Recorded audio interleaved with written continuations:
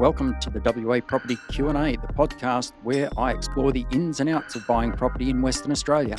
I'm your host, Peter Fletcher, and each week I interview local property experts to help you to develop a deep understanding of the nuances of buying property in WA. From market trends to legal considerations, no topic is off limits. But before we dive in, a friendly reminder. While we provide valuable information, it's important to note that nothing discussed in this podcast should be construed as personal investment advice. Always remember to seek the appropriate professional advice for your specific circumstances. Now, let's get started and unlock the secrets to successful property buying in WA. Welcome to another episode of the WA Property Q&A podcast. And with me today is one David Palermo from the agency. So good to have you here, Dave. Thanks for inviting me, Peter. So I've known Dave for about 12 years or something. Yeah, I think when I started in the industry, so probably a good 10 to 12 years ago. Yeah. The old days. And you were with the professionals back then. Yeah, started in a franchise in a little town called Victoria Park, part of the professionals team there. Yeah. Yep. How'd that go? It was an interesting learning curve. The professionals are a well-known brand in WA, and they had a great little team there. So it was really a good spot to start my career and learn from, the people that were there at the time. Dean Nicolo, isn't it? That's the one. Yeah, the one and only. And Michael Noddy. Yeah, Michael was there at the time. Yeah. He's since moved on to do his own thing. Yes. And how is Giovanni Noddy related to Michael? That is his son. Yeah. Now, I spoke to Giovanni the other day, and you have to get him in on the show. I might have to, because I asked him. If the episode of Lux Listings Perth came to town, who would be Gavin Rubinstein? And I think he had designs over the Gavin Rubinstein position. Are you going just off the look and the clothing, or is it something to do with swagger as well? How do you choose all of above, a bit of attitude too. He's got he was claiming it. He wanted it by the sound of it. We've got one of the young guys in our office. I think you met him yesterday actually, and he's sort of got that. I think Gavin might have been his role model to get into real estate. When they start sort of putting on the designer shoes with no socks at home opens, I think that's sort of the look that they're going for. Yes. That was Spiro, wasn't it? That was Spiro, yeah. Yeah, he's definitely got the apprentice Gavin Rubinstein look. Yes, there's no doubt about that. Good old reality TV, though, especially real estate reality TV. Just for this industry, I don't know if it's a good thing. I think it's sort of it sets it up for a lifestyle that's not real. We know reality TV is not real, but in the real estate world, it's not something you should be following as an inspiration to get into real estate. That's for sure. Because the whole idea of those shows is that money's where it's at. The Lamborghini, the $10,000, $20,000, $30,000 suits, the expensive watch collection, It's all the flashy side of real estate, isn't it? Or the flashy side of entrepreneurship is on display in full effect. And I guess, where's that filmed? Is it Sydney mostly that they film it? With the median house price, triple of ours at some stage, or even those areas they're selling in are the extremes of the industry. $10, $20 million properties is not the norm in good old little Perth. It's very different. I reckon they should start a show called Lux Listings Langford. I don't know if the word Lux and Langford, just because grammatically it rhymes, I don't know if we could pull that off. I reckon that could be a really good show. Yeah, well, we can't swear on this show, so we've got to try and find words that sort of align themselves. But, there's people that sort of gone with the aspect of embracing how shit their suburb might be sometimes, Yeah. Armidale's had a bad rap for so long, but if you ask people that live there, they're there for a reason. They love the features of Armidale, so maybe you could embrace it, and maybe not the Lux Listings part, but we could go on with something else of, the real suburb. Yeah. So, well, the real estate agent's version of the Real Housewives of Armidale. Yeah. Except the real estate agents of Armidale. We're going off on a tangent here. I'm not sure we can continue with that. Yeah. Good point, David. Good point. Now, Dave, you went from the pros to I think my old office. PFR. Kind of my old outfit. What did PFR stand for back in the old days? Oh, who knows, Dave? Who knows? Yeah. Yeah. Peter Fletcher Real Estate. Yeah. Something like that. People for Real Estate. Yeah, PFR. So it wasn't a big switch for me in terms of, geographically, they were still on Albany Highway, sort of a move in, what was in the old real estate world. I guess the patch area was kind of the same. I don't think patches are as important anymore. So made the move to PFR, and the role changed a little bit. It was sales as well as property management that we're trying to bring on at the time. And that was a good sort of learning curve. That was, you step out of that role of being just a salesperson, but having to be, you're a business owner and all that sort of stuff that entails as well. So were you a business owner, one of the principals there? Yeah, right, okay. And then you were swept away from PFR. You went straight to the agency from there, or straight to the agency? Yeah. So I guess in my career, I haven't really bounced around too much. I mean, I know a lot of agents that have been a lot of real estate agencies, and I guess for me, I've sort of been long-term at most of mine and haven't sort of jumped around too much, but been at the agency when they were in the infancy stage. The agency that I joined is very different to the agency that you see now, but I could see with them a change in the model, a change in the way they wanted to do business, and, this whole concept of a cafe strip agency having to have an office to get listings and get leads, where as the agency we're moving to, no, it's the person, it's the brand. You are, as an agent, the brand that brings people to them. And I could kind of see that sort of developing, and I think we're still probably one of the strongest brands out there now from what was some infancy days back in the Double View office, many, many years ago. And so from what I can see from the agency, you guys are all about it's the agency is powering the individual brand. Is that a fair assessment? Yeah, I guess the way that it's not quite the agency is not quite a watermark to the individual brand, but it's certainly not the model of some of the more traditional agencies where it's kind of like the agency and then the individuals are sort of supplement to that. Yeah, I guess the way to look at it, if you are an agent watching the show, is that the agency itself helps us do our job. They power what we do. So in essence, the agency, they need to look after me. I am the agency's client. If they can look after me, that gives me the opportunity to do my job better with my clients. So in the end, my clients are the buyers and sellers of the properties we're selling. So they are there to power us and support us and give us everything we need to be able to do that. And every agent's different. So every agent's going to need something slightly different from their support team and their agency. And they allow us to do that. So they recognise that, at the beginning, our whole model was to try and attract the best agents in Perth, as well as nationally now, and just empowering us to do what we're really, really good at. And for most agents, that might be the people part of it. That might be the getting along with buyers and sellers. For others, it's, helping them market and prospect better. And that's what their role is. And that's where the shift was that I could see that was really changing in the industry, was agencies helping the reps to do their job, which is very different from, I guess, the culture that you grew up with, where it was the agency general manager employing people and telling them how to do it. I think that's the shift. It's very much it's very much turned things on its head. There's no question about that. Now, I was you're running now a thing called the Academy, I think. Is that what you're calling it? Yeah, we've been running the Academy for a few years now. And you had, I think there was about six or seven people around that table where we're talking lots of real estate. I just want, and I want to come back to that, and maybe it's another whole episode in terms of career and career development. How are you finding the market right now? I guess everyone assumes the market is incredibly hot, and if you talk to people, let's use the politicians' pub test. Like they always pass these things through the pub. What would the average Australian think about the real estate market? And everyone thinks it's a great time to be a real estate agent because properties are selling super quick. And yeah, that's true. Perth properties selling very quickly. You're getting multiple offers, but that's not the scenario and not the case for every agent.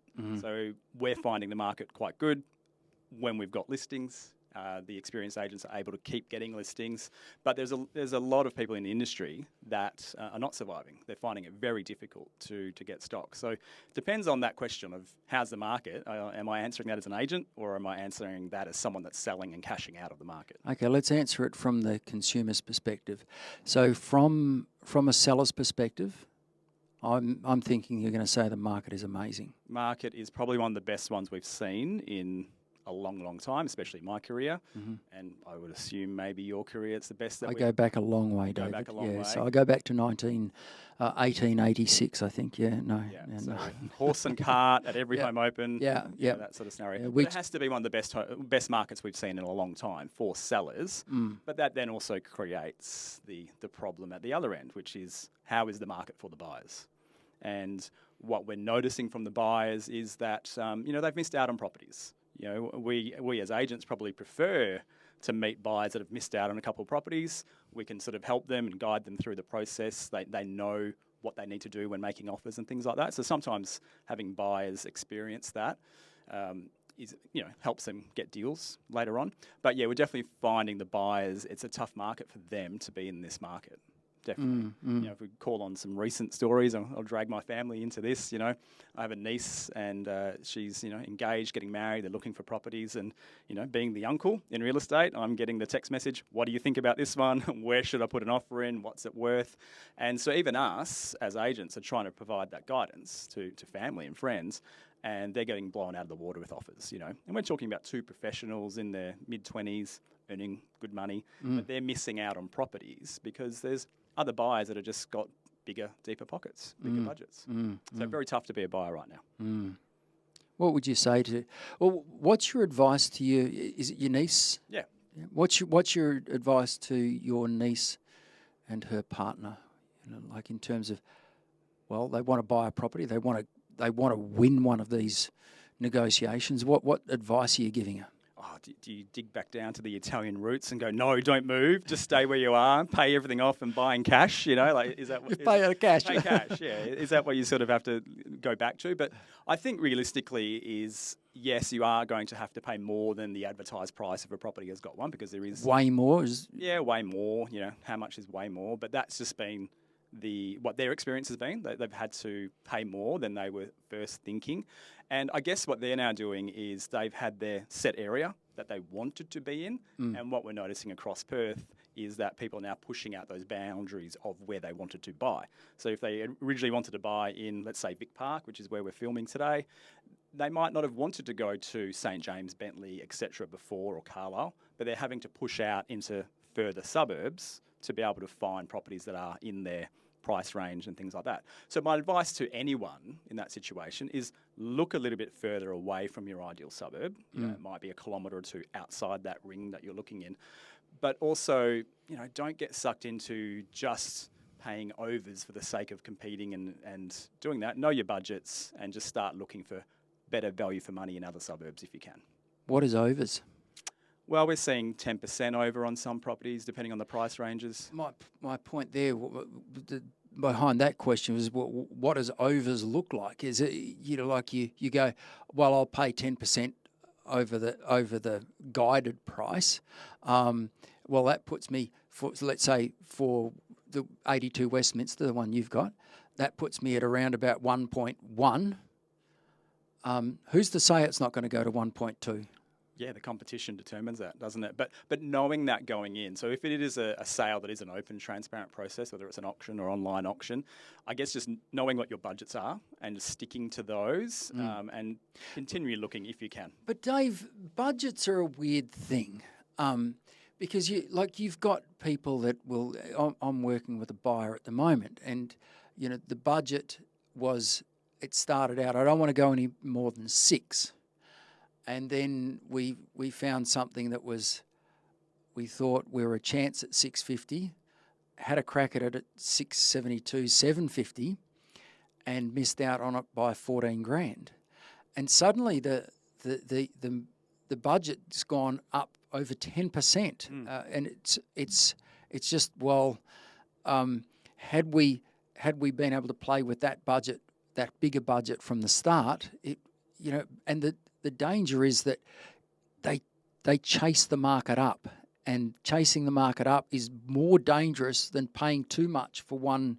Like if they had paid a bit too much for one 3 months ago, they'd be now secured in their home, and the market would have risen to a point where, well, it's now probably worth what they paid. If they keep trying to sort of sneak up and trying to stay within what's comfortable, it's a really bad recipe for...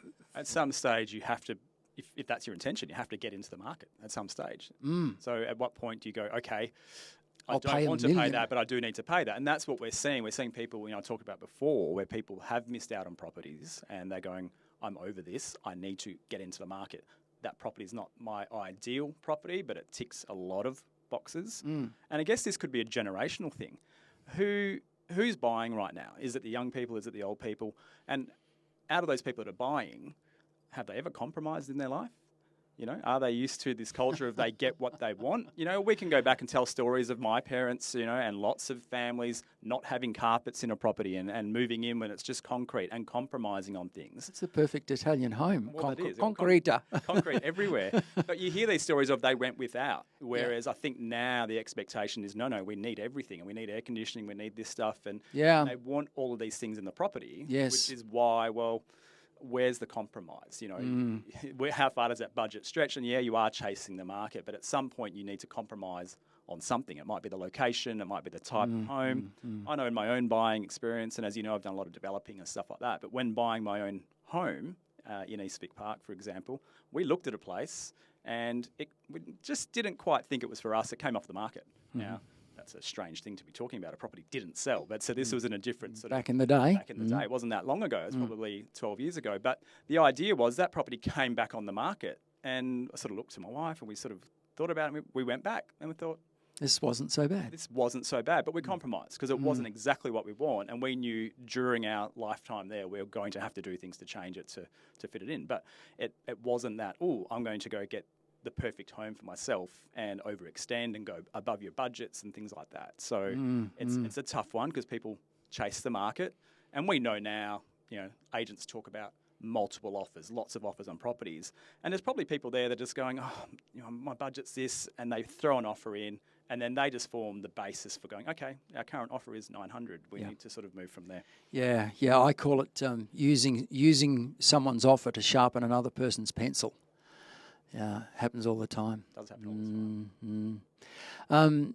I was talking to a local agent, Derek Baston, this morning about one he's got in McMillan Street, and I looked at it and I went, well, I thought high sixes, mid to high sixes, and I texted him words to that effect, and he texted back, lol, buyers over 700, and I turn that 6 upside down. It's a 900 now. Oh my God, and it's it's so hard to read at the moment. And agents as well, we look at the data, we're looking at, what's happening amongst our stock. And, I like to think we've got a good relationship in the Little Vic Park real estate community. We do try and chat all the time about what's going on. Recently, sort of Isaac, who works with Derek nice in that team, we've managed to piece a deal together.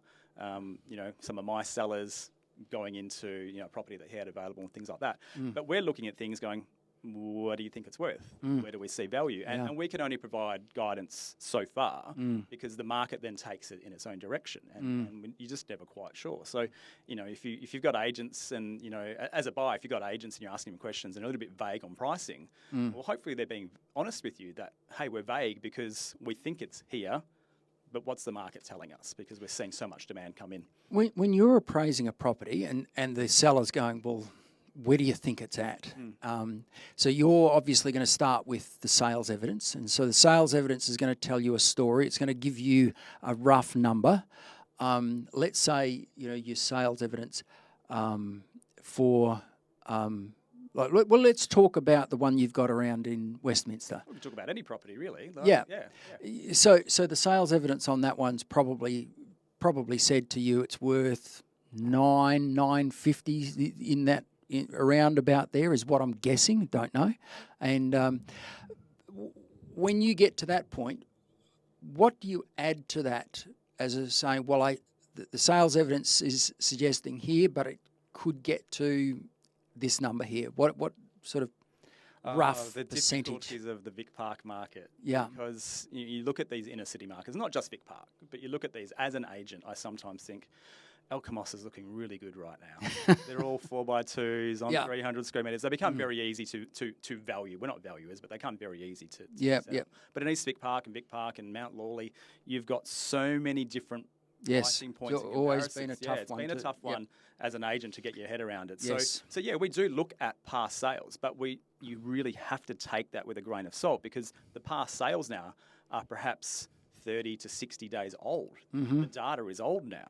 And in a fast-moving market, we say, well, okay, 30 days ago to 60 days ago, this sold for this. That's similar.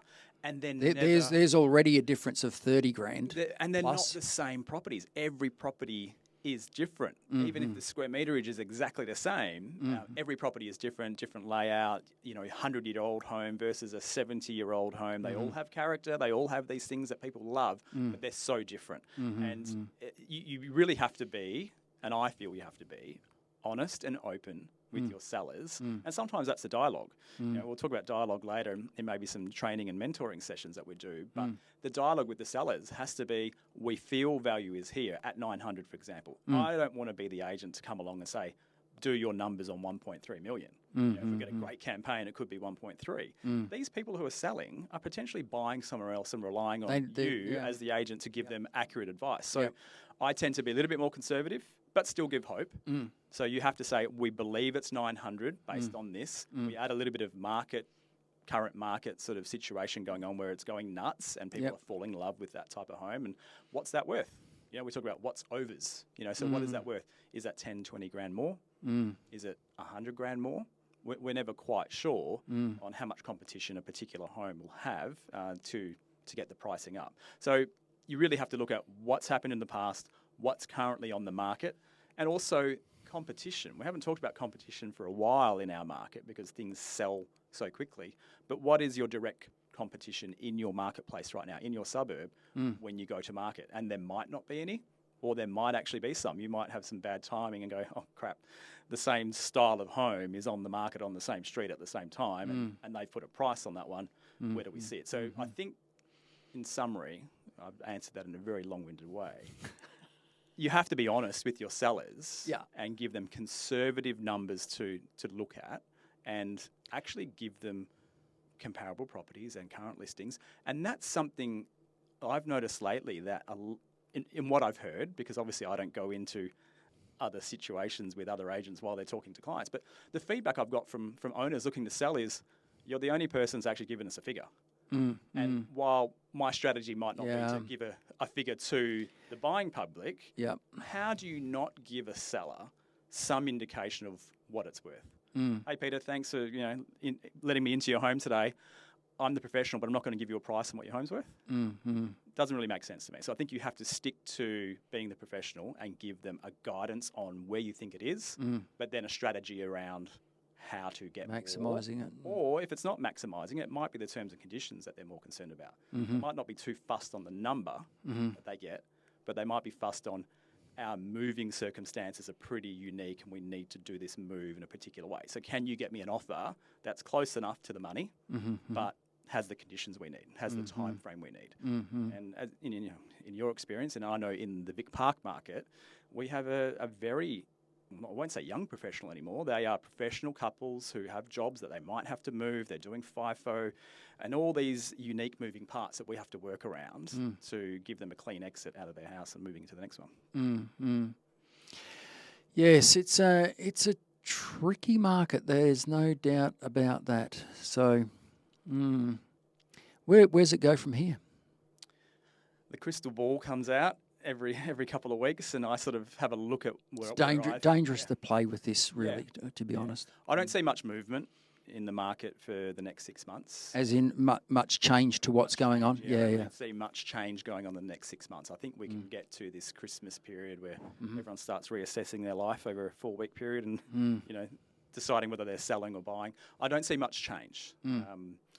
Is there an election coming up? Potentially, that's sometimes a driver for interest rates going up and down and things like that. But I don't really see much change in the market itself in the next 6 months. Now, we've recorded this now, so this is going to come back in 6 months' time. Yeah, 100%. Yeah. And this is part of the benefit of doing this is, well, I went on record as saying that X, and I was either right or I was sort of right or sort of wrong, or I was wildly right or wildly wrong. It's it's part of the fun of it. But you know what? I think that it's really dangerous to predict where it's going to go, because like, who predicted COVID and the things that flowed out of COVID? And if you look at all the experts that came out of COVID at the time, and especially in the property market and the interest rate market and the economists, some were right, most were wrong. They were very wrong about what was happening and the dynamics around it. So we look at these things, and our team that we have, that we work closely with, and when I say that, that's other agents in the agency. It's also other agents outside of the agency. If you try and just focus on the echo chamber and silo of just the same four people you always talk to, you're not going to get different opinions. So we look at this and talk about this all the time, and it's anecdotal. So it's not stats. How's your home open numbers, and that's anecdotal. Oh, it's quiet or it's busy. But we look at where we think the market's going in 3 to 6 months, so that we can advise our sellers. Because they're going to ask us, should I sell now? Should I wait for the tenants to move out in 3 months' time? What should I do? So we can give advice on what we see, which is hyper local to the areas that we know. But, is the East Vic Park market very different to the Maylands market? Probably not. I think, what we're seeing in these inner city areas is probably the same in other inner city areas, but on the other side of the river. So we look at that as being able to give our clients some advice, because we are the professionals in this industry to be able to do that. And it's all about the conversations, the narrative that's in the market. I spoke to your guys yesterday about the conversations I'd been hearing about property management numbers, numbers through home opens, and those numbers, that people had been reporting slower numbers, zero visitors to home opens, and so I asked that question on Facebook this morning, and the answers I got were quite opposite to that. It was like, I thought it was slowing down, but it's actually gone the other way, and in any case, if it did slow down, perhaps that's just seasonal. So, these are the signals that real estate agents who are very much on the ground, very much full time, very much like in the job, they're the sort of signals, the feelers they're getting all the time, and they're going, well, is it going this way or is it going that way? And but at the moment, it's full tilt up. Yeah, and that's why it's important to be talking to lots of different people from different segments of the market, and different suburbs. Yep. Otherwise, it becomes this propaganda silo of, our office is saying that this is happening, and everyone believes it because they don't have any other sources of information. They believe that rhetoric that's going on. So it's important to listen to a wide spectrum in different suburbs, in different price points, to get a real understanding of what's happening and where it's going. And that rental situation, even though it's the rental market, is going to have a flow-on effect probably a quarter later or 6 months later into the property market for sales, for pricing. Yeah. That's if it actually does slow down. If it's just seasonal, it won't.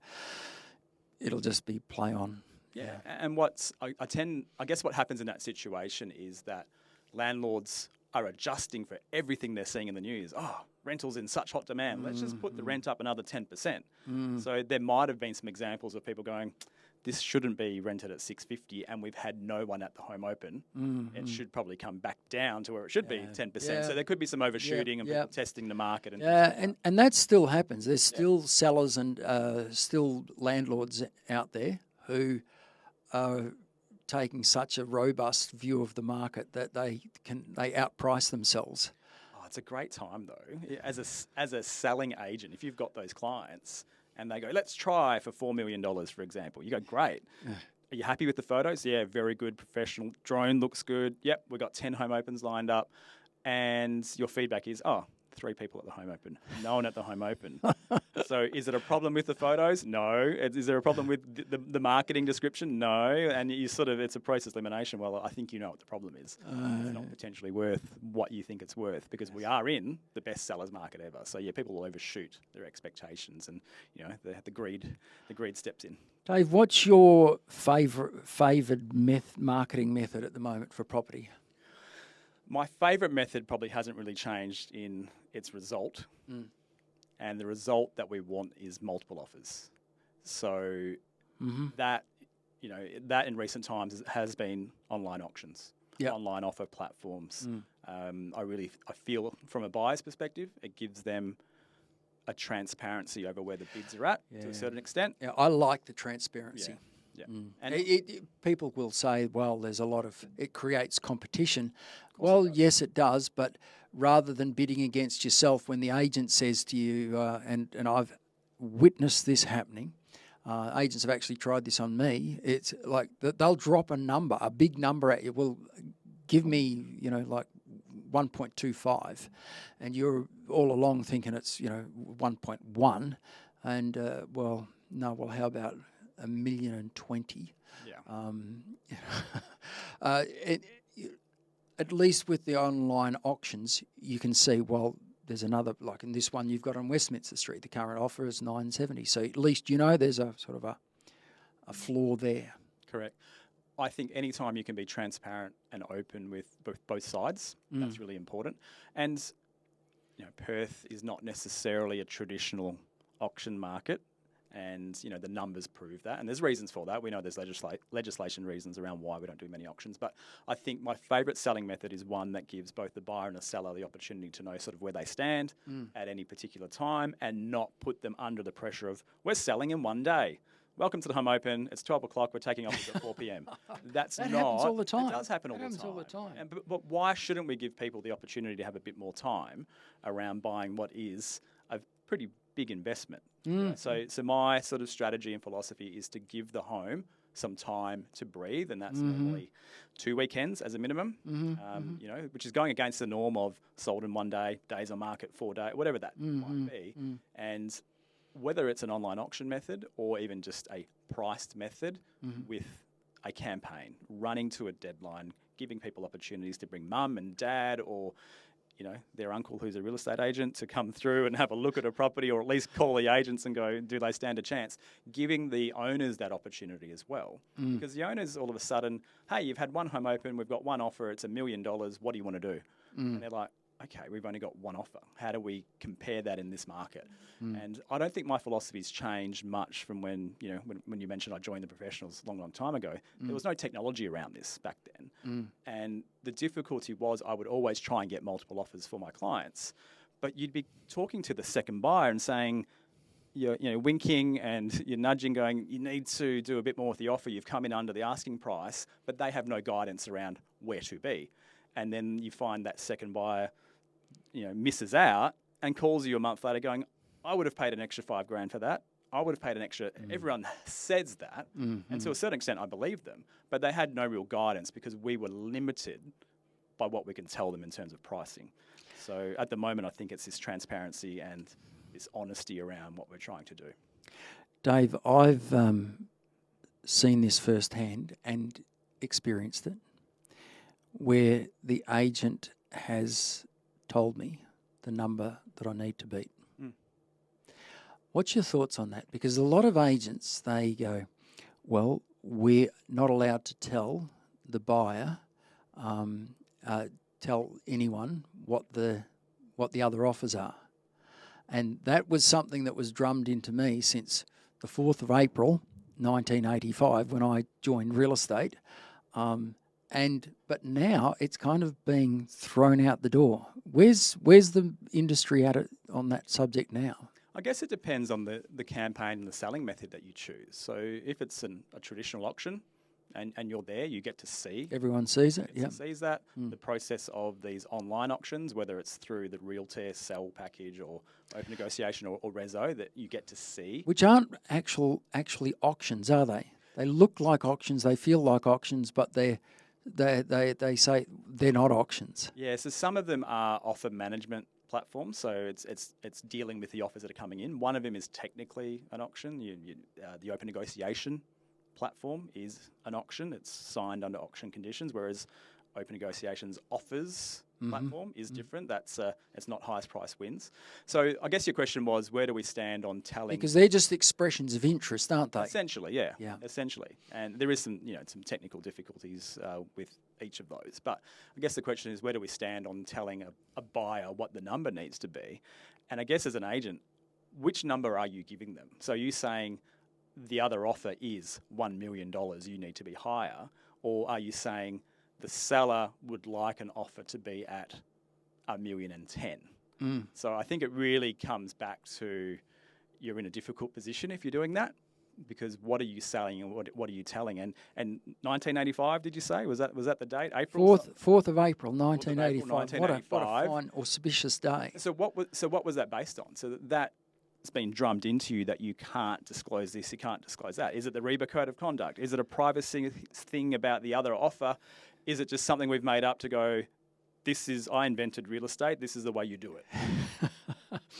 Yeah. Well, what I was told back then was if you tell someone what the other offer is, you've then turned it into an auction, and if it's an auction, then it has to be done on auction conditions, and you have to be licensed to be an auctioneer, and you're not, and so therefore you can't disclose the offers. But what the current crop is, well, there's all these expressions of interest, and I'm just going to tell you, like, the offer is the current best acceptable offer to the seller is $986,000. It's a very dangerous sort of place and path to go down, though, as an agent, isn't it? Because you've got the first offer that's come in with good faith of I'm making an offer and no one knows what my offer is. And then the second and third and fourth offer come in. Yeah. So as a buyer, it's a difficult position to go, should I go first? Should I go last? The cutoff time is 5 p.m. on Friday to submit my offer. But then do you trust that process? What if they sell it on the Thursday? So I think when I mentioned before about we try and work to a campaign date. So whether it's an online auction, whether it's an end date sale, are we allowed to say end date sale? Someone trademark that? Is that still going on? I don't know. Whether it's a set date sale, I think you have to be strict with your process as an agent for credibility, for all of this stuff. Because if you're saying to someone, hey, we're not selling for 2 weekends because it is a set date sale or whatever it is, stick to that.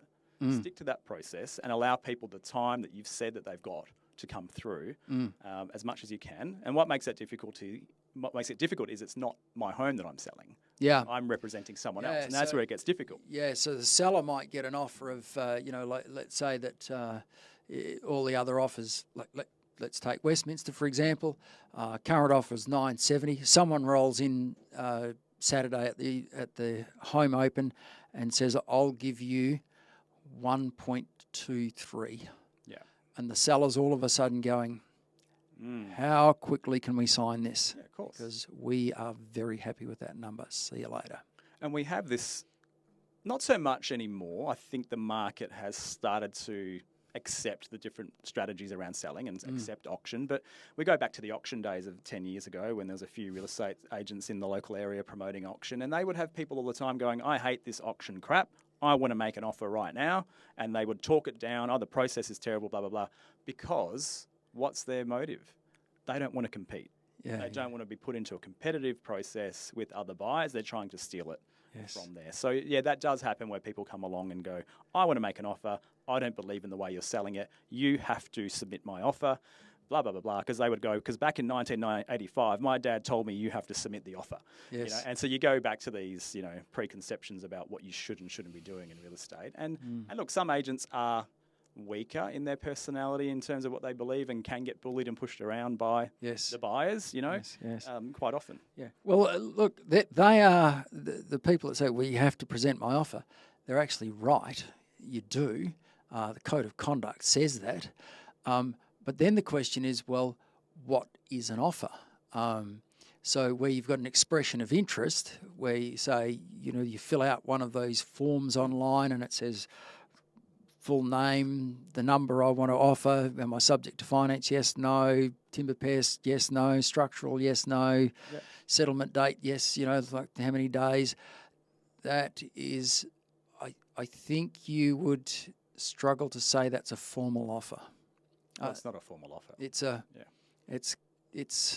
something close, but it's definitely an expression of interest. And so if it's not a formal offer, therefore it's not something that would need to be, it doesn't have to be communicated to the seller straight away. Not that you wouldn't, it's just like, okay, we've communicated to the seller and the seller's just decided, well, they're not going to do anything about it. And we've had this before where, running through these platforms, for example, sometimes we use them as an offer management tool. It's like, yes, place your offer through this process. It's not an online auction. It's just how it is. Oh, no, I want to submit a real offer and get a real answer back.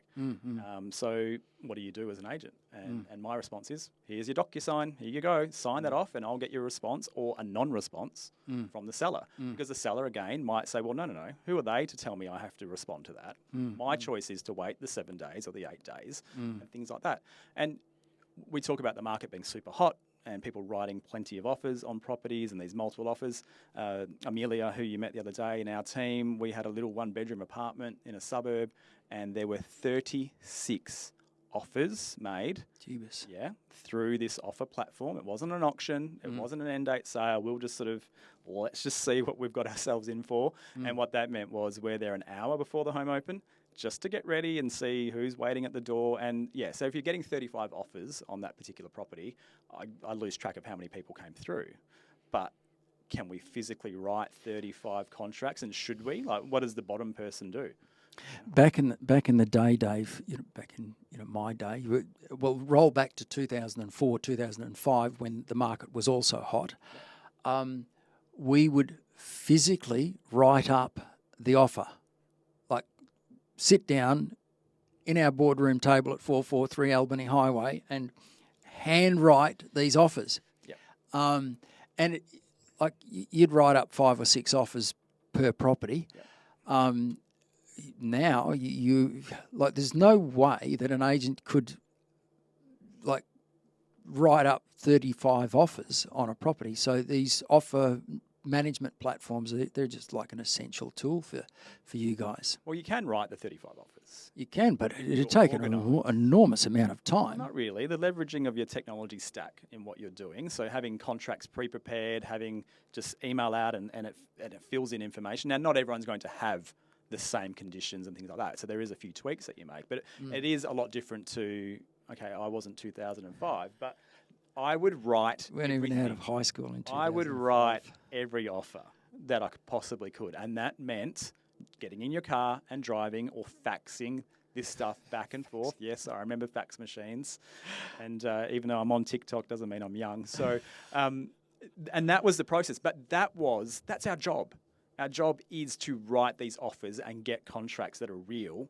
None of this verbal stuff that we hear that's going on about, I've got an offer. And it's like, well, do you? Is it in writing? Where is it? I want to see it. So I think the offer management tools are there to make everyone's job easier, because as a buyer, signing these things also is a bit of an emotional step as well as a time process. So the offer management stuff becomes a little bit easier to get some commitment out of them, but also letting them know that the next step will be signing official documents and signing an actual contract. So, writing 35 offers when you've got a strata property with 200-page strata documents, that becomes difficult to do. Oh, yes, that's a nightmare. Let's not go down the strata rabbit hole today. Dave, I'm just very aware of time. We were going to talk today about your using social media. I'm going to leave that to the next conversation that we have, which is going to be very soon. I think let's just wrap it up there. Now, if people want to use your services, how would they get hold of you? I should be everywhere. Hopefully I'm on all the social media platforms, but you can find me at theagency.com.au. Type in my name, David with an E, Palermo. I am there. Or leave a comment in wherever you're seeing this video. Look at you go. You should be my podcast My turn to manager. Interview you now. I'm going to take over the host role. All right, that's all we've got time for, folks. And Dave, thanks very much for being on board. Until next time, this has been Peter Fletcher with the WA Property Q&A podcast. And that wraps up another episode of the WA Property Q&A. We hope you found our discussion valuable and gained some valuable insights into the world of property buying in Western Australia. Remember, while we strive to provide useful information, it's crucial to consult with the appropriate professionals before making any investment decisions. Don't forget to tune in next week for another exciting episode where we continue to unravel the mysteries of the WA property market. If you have any questions or topic suggestions, feel free to reach out to us. Until then, happy property hunting, and remember to seek the right advice for your personal circumstances. Thank you for listening.